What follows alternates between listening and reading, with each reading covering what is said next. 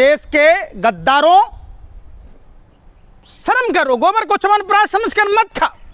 हम जानते हैं कि तुम्हारी औकात नाश्ता खाने की नहीं है, महाकुंभ में देखा था। अगर हम उस समय होते तो औरंगजेब से को दंडित करते। लेकिन सबसे बड़ा सवाल हमारे जेहन में और पूरे देश के जेहन में है कि जो राजा जयसिंह सांबा जी को छल से ले गया, उस जयसिंह के घरों पर, मकानों पर आखिर कार्रवाई की बात क्यों नहीं होती? बात यूं ही खत्म नहीं होता। अरे सर, कहाँ की बात कहाँ लगे? आप सुन चाहते जो देश में कब्र रहे उनका, औरंगजेब का हटाया तो उसमें क्या दिक्कत है, क्या बुराई है? अरे तुम नाश्ता के पैकेट के लिए कैसे बिलबिला रहे थे, उतना तो आवारा कुत्ते भी नहीं बिलबिलाते। राणा सांगा नहीं होता तो इस भारत की भूमि पर मुगल नहीं होता। तो कब्र खुद जाएगी तो क्या होगा? यार मैं कह रहा हूं, तो अगर कब्र ही खोदनी है तो मान सिंह की कब्र क्यों नहीं खोदते, जो हिंदुओं का भी गद्दार है और इस भारत भूमि का भी गद्दार है उसी। अरे यार मैं क्या कह रहा हूं, सुनने रहे पूरी बात। तुम तय करने वाले कौन होते हो कि मैं क्या हूं और नहीं हूं? मैं सवाल पूछ रहा हूं, जो हिंदुओं का गद्दार, महाराणा प्रताप का गद्दार, जो इस भारत भूमि का गद्दार, उसी मान सिंह के खानदान में जन्म ली दिया कुमारी को डिप्टी सीएम किसने बनाया? किसने बनाया? क्यों नहीं जयपुर हाउस पर बुलडोजर चलता है? क्यों नहीं दिया कुमारी को बर्खास्त किया जाता है? क्यों नहीं उदयभान सिंह राठौर के परिवारों पर कार्रवाई होती है? क्यों नहीं राजा जयसिंह के घरों पर, उनके कब्रों पर कार्रवाई होती है? और सुनो, एक तरफा भांड की तरह चंद पैसों के लिए मुजरा मत गाया करो। पत्रकारिता करते हो, सवाल तो पूछेगा भारत, और तुम जैसे दलालों पर फूकेगा भारत। मुगलों से प्यार है, राजाओं से नफरत है। मैं कह रहा हूं, मुगलों से प्यार है। मैं क्या कह रहा हूं, न रहे बांस न बजे बांसुरी, न राणा सांगा होता न मुगल बादशाह होता। आप एक बात बताओ। अब की बात करें यार मैं फिर कह रहा हूं, मुगल बादशाह को बुलाया किसने? खाज कहीं है, खुजरा कहीं रही हो। ये बताओ कि मुगलों को भारत में निमंत्रण देकर बुलाने वाला वो गद्दार राणा सांगा कौन था? कौन था सांबा जी को छल से? वो राजा जयसिंह जो औरंगजेब की जेल में ले गया। राजा रानी कर यार सुनी नहीं रहा ना, हिंसा हुई है, तुम लोग क्यों देखो, हुई है फिर? तुम लोग आवारा कुत्तों से भी गए गुजरे हो। ये महाकुंभ में देखा था, ढाबे के बाहर खड़े होते हो, भाजपा का लिफाफा आता है हिरण जोशी का, उसी पर बिलबिलाने लगते हो। अरे हिंदुओं का गद्दार कौन? आप जैसे वो मान सिंह जैसे लोग, दिया कुमारी के परिवार के जैसे लोग, जयसिंह जैसे लोग, राणा सांगा जैसे लोग। कल भी तुम गद्दारों के चमचे थे, आज भी चमचे हो, उन्हीं लोगों के हो। तुम्हारे पुरखे गोरे अंग्रेजों की दलाली करते थे, 60 रुपये महीना पेंशन लेते थे। तुम्हारे पुरखे गार्ड की नौकरी लेते थे, और तुम भी आज भी विदेशी फंडिंग लेकर देश में नफरत का जहर घोल रहे हो। सवाल है कि हिंदुओं को खतरे में डाला कौन? कौन मुगलों को बुलाया? उस पर कार्रवाई क्यों नहीं होती? तो बात ही नहीं करते। कब्र हटती तो इससे आपको दुख क्यों यार हो रहा? सुन ही नहीं रहे तुम। कब्र हटने से दुख क्यों हो रहा है यार? अच्छा, तुम्हें खुशी क्यों हो रही है? तुम इतने उछल क्यों रहे हो? अरे कितना खाए हो? अरे सत्ता के दलालो हब्सी हो, बताओ तो सही, कितना भाजपा डीएल वालों ने पैसा दिया है? 24 घंटा सिर्फ नफरत की बात कहते हो, बेरोजगारी की बात नहीं करते, चाइना की बात नहीं करते, महिला सुरक्षा की बात नहीं करते। अरे बता दीजिए ना, अपनी महिलाएं स्नेहा कुशवाहा के साथ क्या हुआ? बनारस में क्या हुआ? अरे भाई मैं कह रहा हूं, सुन लो, बिहार की उस महिला के पैरों में 10-10 किले ठोकने वाला कोई मुगल नहीं था। उस कोमल पासवान के बारे में बता देते।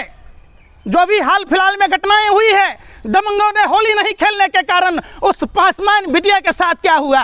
वो कोई मुगल थे? अरे वो कोई मुगल थे? वो कोई मुगल था? हिंदू डरा हुआ है। सुनिए कुछ, अरे भाई, अरे सुन तो लीजिए। अगर हिंदू डरा हुआ होता तो उसी औरंगजेब के समय गोस्वामी तुलसीदास रामचरितमानस की रचना करते हैं, तो क्या औरंगजेब ने उसे सजा दी थी?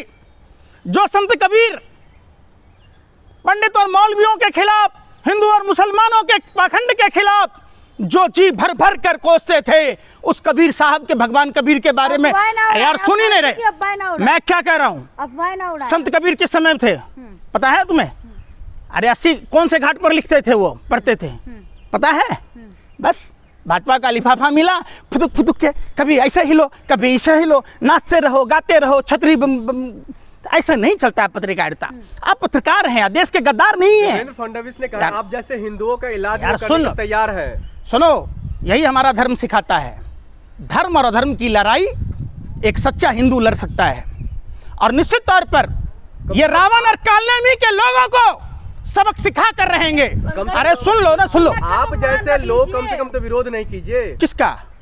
भारतीय जनता पार्टी हिंदुओं का, बीएचपी का, बजरंग दल का। अच्छा, तो एक बात आज भी फैसला हो जाएगा। तुम पत्रकार गोबर को च्यवनप्राश समझ कर खाते हो या अन्न खाते हो? एक बात बताओ, औरंगजेब के समय गौ हत्या करने वालों की दोनों हाथें काट ली जाती थी। गौ हत्या करने वालों को तोप के मुंह पर बांधकर उड़ा दिया जाता था।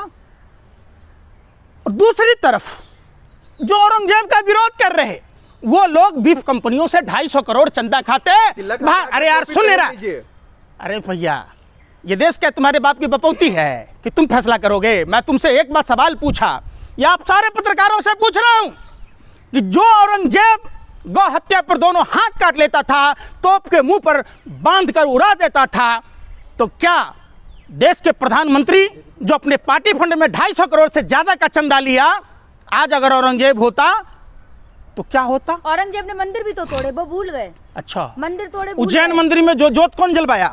अरे भाई बताओ, कामाख्या मंदिर में दान किसने दी? आप बताओ। तो अरे बीरबल किसके दरबार में था? इंदु सिंह किसके दरबार में था? उदयभान सिंह राठौर किसके दरबार में था? ये देखो, इतिहास को तोड़ मरोड़ कर पेश मत करो। अभी हाल में अभी एलन मस्क के, अरे यार मुंबई से हिंसा भड़की नागपुर तक है। अरे भाई एक बात बताओ, हनुमान चालीसा पढ़ना क्या मस्जिदे में जाके पढ़ना है? अब शिवलिंग निकलेगी अरे तो यार पढ़ना पड़ेगा ना। अच्छा, बिहार के जुम्मे में शिवलिंग निकला था? क्या बोल रहे हो, दांत फाड़ रहे हो? और रिंकिया के पापा की तरफ फॉलो कर रहे हैं क्या आप? इस देश की विरासत को समझिए। वो औरंगजेब ही था जिसने कैलाश मानसरोवर हम हिंदुओं के लिए चाइना से जीत कर दिया।